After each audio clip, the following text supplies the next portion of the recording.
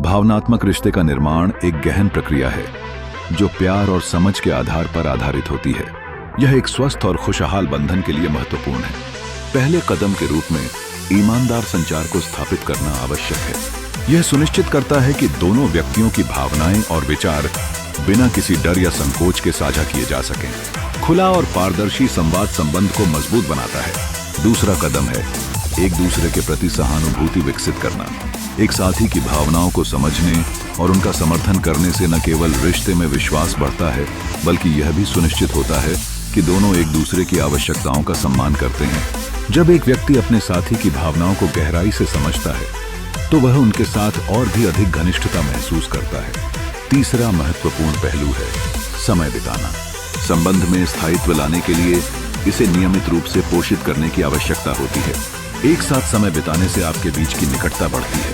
ये छोटे छोटे पल जैसे कि एक साथ खाना बनाना, फिल्म देखना या टहलना बहुत मायने रखता है। ये अनुभव न केवल मजेदार होते हैं, बल्कि आपको एक दूसरे के साथ बंधे रहने में मदद करते हैं। चौथे चरण में एक दूसरे की सीमाओं का सम्मान करना आता है।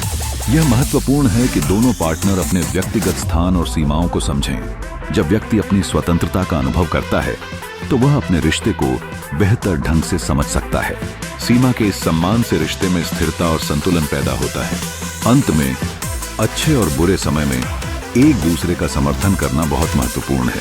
रिश्ते में उतार चढ़ाव आते रहते हैं, लेकिन एक दूसरे के साथ खड़े रहने से रिश्ते की मजबूती बढ़ती है। उन मुश्किल समय में एक दूसरे को सहारा देने से न केवल प्यार बढ़ता है, बल्कि यह विश्वास और सहयोग की गहरी भावना को भी जन्म देता है। इन सभी तत्वों को मिलाकर एक स्वस्थ भावनात्मक संबंध का निर्माण किया जा सकता है।